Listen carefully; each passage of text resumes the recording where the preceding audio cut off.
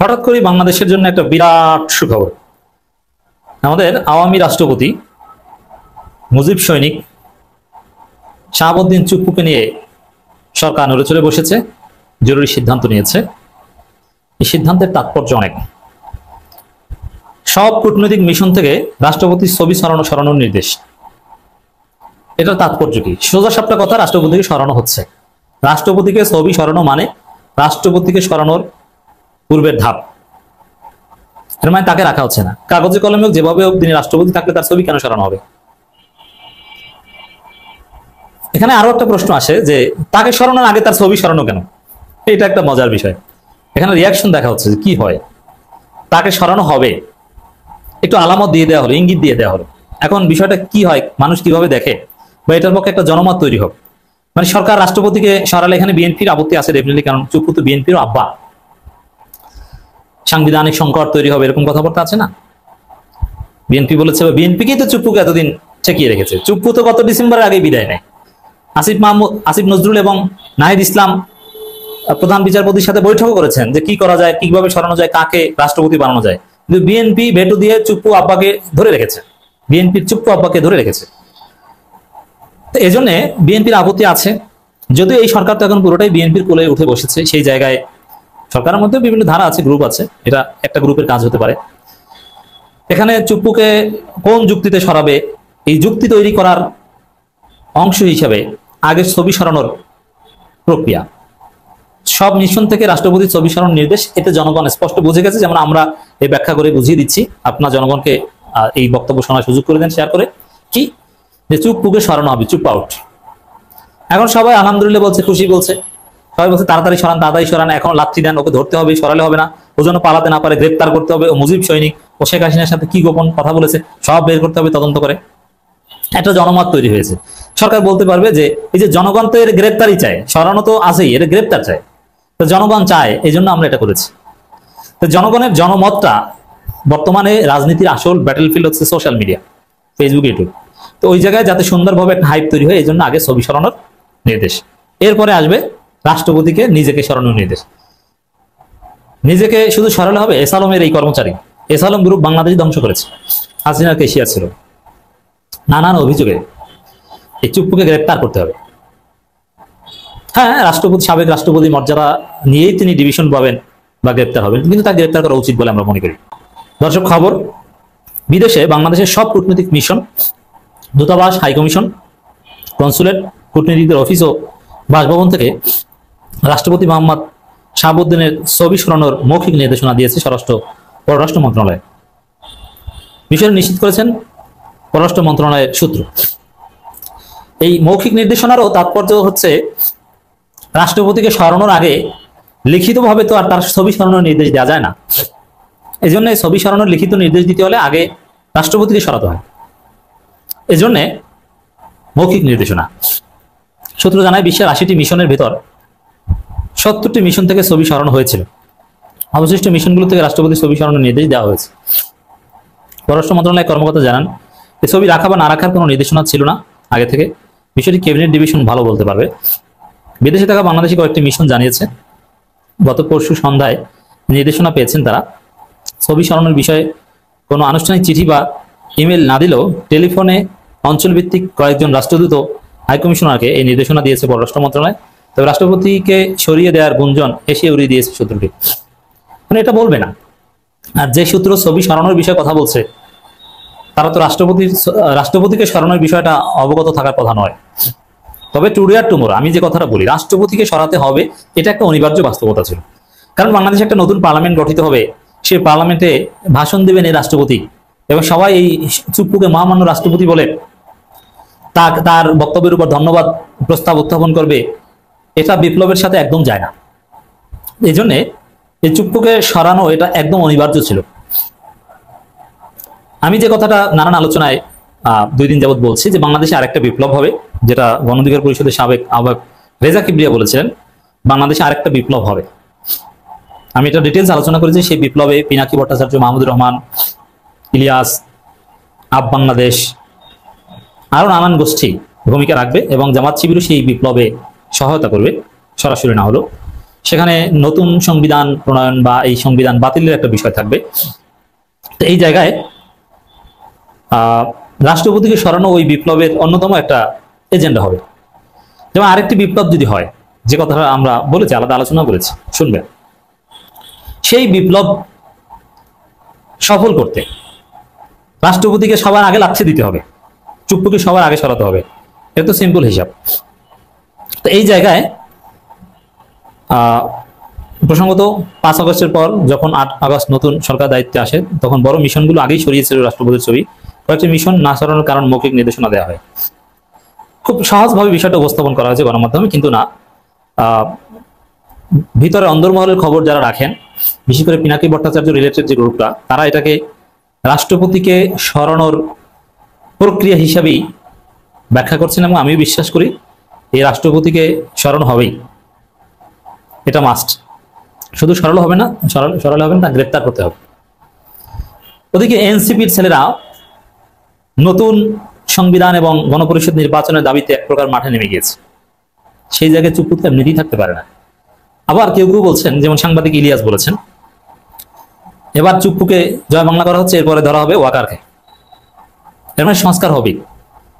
তাহলে এই বিষয়টা স্বাভাবিক না। সাংবাদিক ইলিয়াসের যে বক্তব্য বা পিনাকির যে গ্রুপটা আছে, তাদের যে এক্সপ্রেশন এই রাষ্ট্রপতির এই বিষয়টার পর, সেটা থেকে স্পষ্ট বোঝা যায় রাষ্ট্রপতিকে সরানো হবে, এরপরে ক্যান্টনমেন্টে হাত দেওয়া হতে পারে।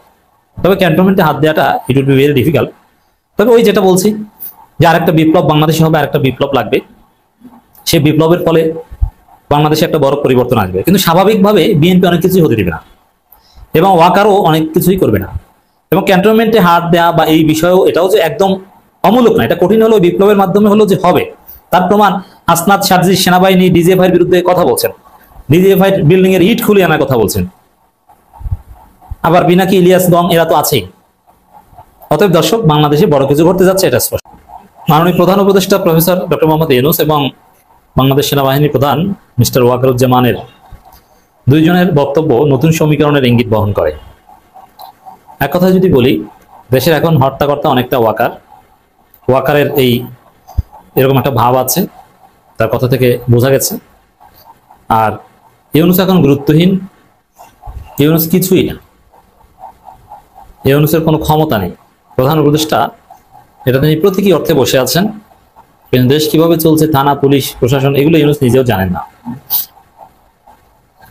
তো ইউনূস আসলে এখন গুরুত্বহীন, শ্যাডো বলেন আর পাপেট বলেন, খুব হতাশ, মলিন মুখ, মুখে কোনো হাসি নেই, কার্যক্রমের মধ্যে কোনো আত্মবিশ্বাস নাই, তেমন একটা ভিডিওতে সামনে আসেন না। কেমন যেন, এই যে মালয়েশিয়া গেছে দেখেন, এখন আর তার ক্লিপস গুলো ভাইরাল হয় না, হাত নাড়ানো বা সেই চিরচারিত হাসি নেই। জাস্ট রুটিন, আগে কথা দেওয়ার জন্য আসতে হয়, এসেছে, আর মনে হয় বিদেশটিতে যাবেন না। ইউনূসের এখন পর্যন্ত শাসন আমলের একটা বিশেষ বৈশিষ্ট্য ছিল যে মাসে কমপক্ষে একবার হলো বিদেশ যাওয়া। বিদেশ যেতে না পারলে ইউনূসের ঘুম ভালো হয় না। এটা এক একজন মানুষের এক একটা বৈশিষ্ট্য। যেমন অনেকে আছে যে সফরে না গেলে, অফ টাইমে, ছুটির দিনে একটু ঘুরতে না গেলে, বাইরে না গেলে, বাইরে এক কাপ চা না খেলে কেমন যেন তার অস্থির লাগে। যেমন আমার হচ্ছে বাইরে গেলে সাধারণত বিরক্ত লাগে, ওপেন স্পেসে বসা ভালো লাগে না। বাইরে গেলে আমার অনেক আয়োজন লাগে, নতুন পোশাক পরো, গাড়ি পরিষ্কার করো, যে জায়গা যাচ্ছি সে জায়গায় পরিবেশ কেমন দেখো, আরো 2-3 জন লোক ঠিক করো, তারপরে যাও। এটা হচ্ছে আমার জীবনযাত্রা। বিদেশ সফরের ক্ষেত্রে খুবই বিরক্তিকর, যে ব্যাগটা গুছিয়ে যাব, আবার এয়ারপোর্ট থেকে নেমে ট্যাক্সিতে অনেক দূরে যেতে হবে, হোটেল কেমন হয় না হয়, মানে এটা বিরক্ত লাগে। কিন্তু অনেকে আছে যে কি হয় না হয়, সুযোগ পেয়েছি আর চল, বাইরে না গেলে ভালো লাগে না, সে ব্যাচেলর লাইফের মতো, যখন মন চায় হঠাৎ করে বের হয়ে যায়, বের হতেই হবে, চা একটু বাইরে খেতেই হবে। এটা হচ্ছে হিউম্যান ডাইভার্সিটি। আর প্রফেসর ইউনূসের ক্ষেত্রে বিষয়টা হচ্ছে এরকম যে বিমানে না উঠলে, বিদেশে না গেলে কেমন যেন তার ভালো লাগে না, আর আমার বিমানে উঠলেও আমার বিরক্ত লাগে, মনে হয় যেন শ্বাস প্রশ্বাস বন্ধ হয়ে যাচ্ছে। সেই ইউনূস সম্ভবত আর বিদেশটিতে যাবেন না, এই মালয়েশিয়াই শেষ। মালয়েশিয়া গেছেন, কোনো আলোচনা নাই, এটা নিয়ে কোনো হাইপ নেই। সে আগের তার সফরগুলোতে যেভাবে যেভাবে গুরুত্ব পেত, যেভাবে তার প্রাণবন্ত হাসি ভিডিওতে ছড়িয়ে পড়তো, ক্লিপ ছড়িয়ে পড়তো, এবার কিছুই নেই। মানে এবার বিভিন্ন অখ্যাত মিডিয়ার সাথে সাক্ষাৎকার দিচ্ছেন। ইউনূস অবশ্য দেশি মিডিয়াকে তেমন একটা গুরুত্ব দেন না, শুধু প্রথম আলো, ডেইলি স্টারকে দেন। আর বিদেশি মিডিয়া ধরলেই তিনি সাক্ষাৎকার দেন। সেখানে বিদেশি মিডিয়ার সাথে সাক্ষাৎকারে ইউনূস বলেছেন, আমি নেতা নই, সাধারণ মানুষের ইচ্ছা পূরণে তত্ত্বাবধায়ক।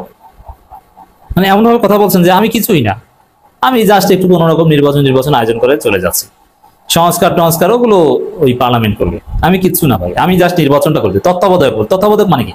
তত্ত্বাবধায়ক হলে তিনি কিন্তু সংস্কার করতে পারেন না, তিনি নতুন সংবিধান কিচ্ছু করতে পারেন না।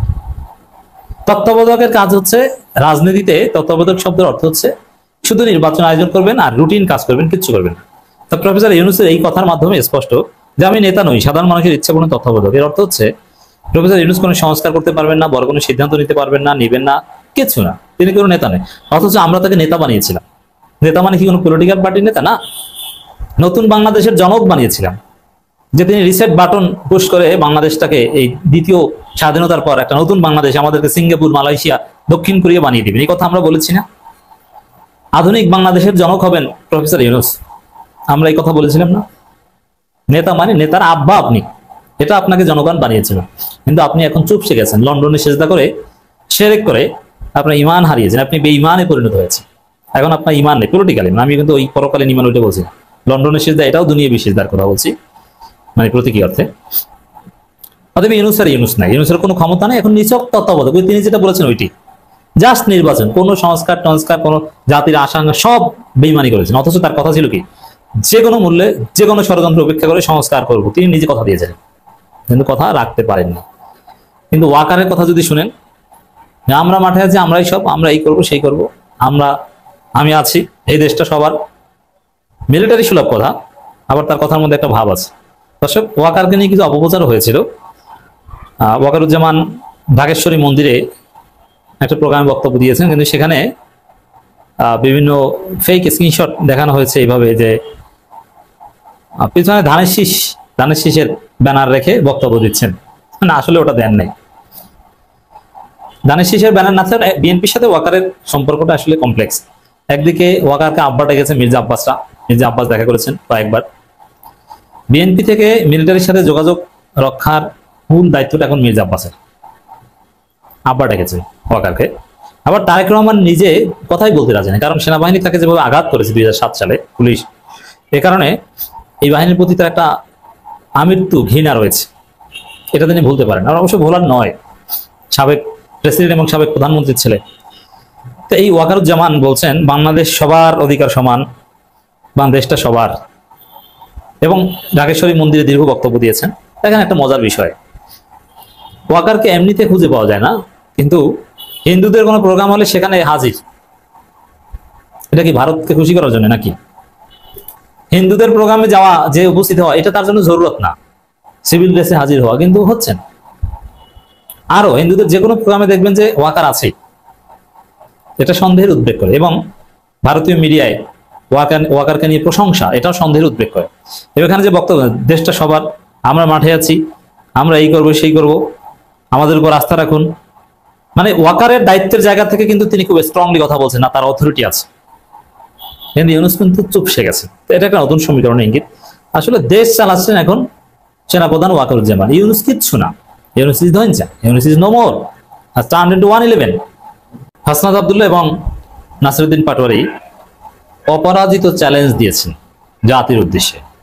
চ্যালেঞ্জটা জাতির উদ্দেশ্যে ছেড়ে দিলেও আসলে চ্যালেঞ্জটা মূলত ডিজিএফআই দিকে। ডিজিএফআই বিভিন্ন মিডিয়াকে বিভিন্ন তথ্য সরবরাহ করে, দুর্নীতির কল্পকাহিনী প্রচার করে, দুর্নীতির নাটক মঞ্চস্থ করে এনসিপি এই তরুণদের বিতর্কিত করার জন্য, বিএনপিকে হাইলাইট করার জন্য, জিতিয়ে দেওয়ার জন্য। এখন এই এনসিপি নেতা নাসিরউদ্দিন পাটোয়ারি এবং হাসনাত আব্দুল্লাহর বিরুদ্ধে ডিজিএফআই আটার মতো লেগেছে যে এদেরকে বিতর্কিত করতে হবে, কিন্তু পারছে না। আর হাসনাত নাসিরউদ্দিন পাটোয়ারিও জীবন বাজি রেখে ডিজিএফআই এর বিরুদ্ধে লেগেছেন।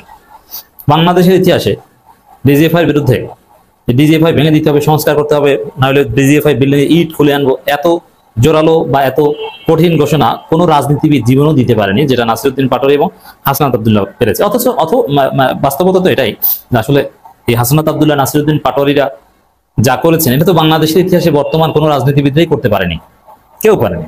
এই জায়গায় হাসনাত আব্দুল্লাহ এবং নাসিরউদ্দিন পাটোয়ারীদের বিরুদ্ধে ডিজিএফআই লেগে আছে যে তাদের বিরুদ্ধে কোনো দুর্নীতির অভিযোগ আনা যায় কিনা, বিতর্কিত করা যায় কিনা।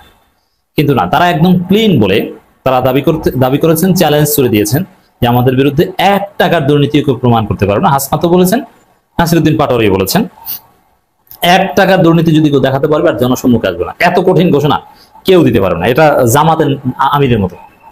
জামাতের সবাই যে একদম দুর্নীতিমুক্ত, দলীয় দুর্নীতিমুক্ত তা না, এনাত মেরে খায় এরকম অনেকে আছে। আমি এটা বোঝার আলামত বলে দিই।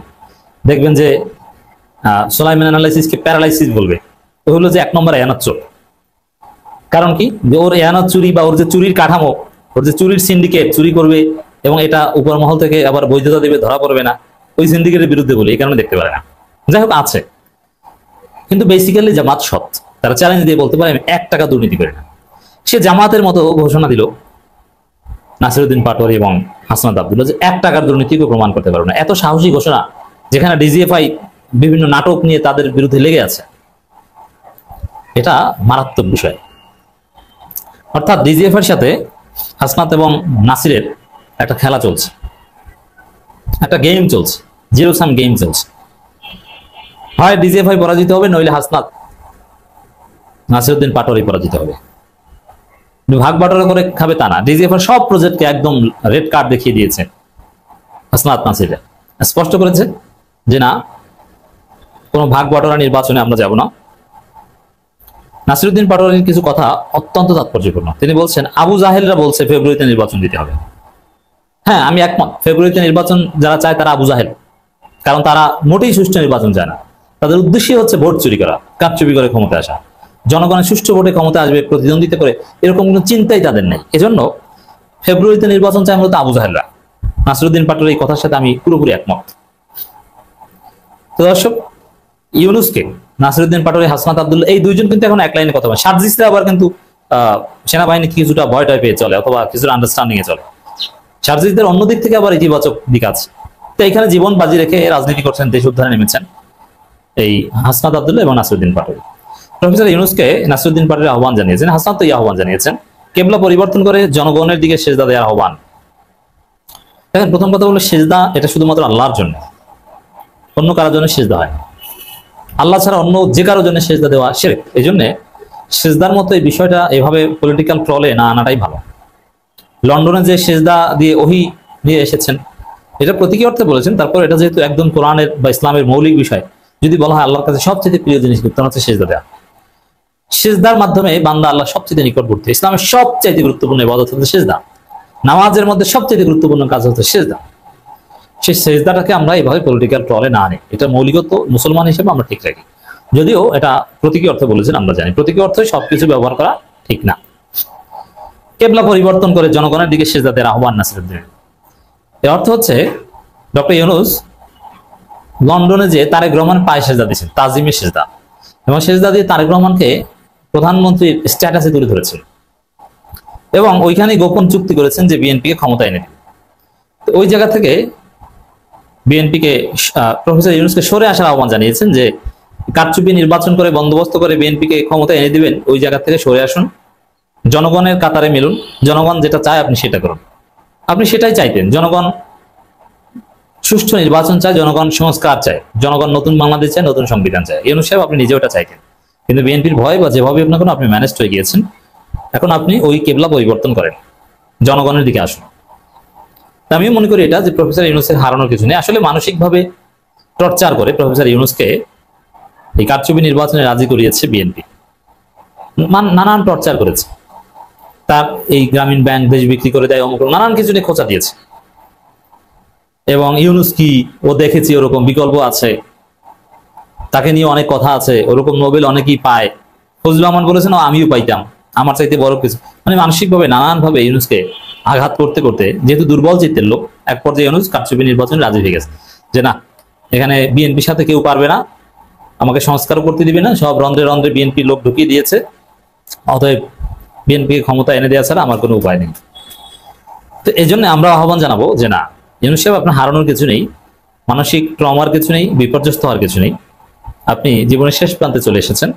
এখন আপনি ঝুঁকি নেন যে না, যে যাই বলুক আমি দেশের জন্য কাজ করব, জনগণের জন্য কাজ করব, গালি যত দেয় দিক, আমি মারা গেলে যাই, জেলে গেলে যাই, গেলাম, তাতে কি, আমার হারানোর কি আছে, আমার জীবন তো এমনিতেই শেষ প্রান্তে চলে আসে, এরকম একটা ঝুঁকি নেন।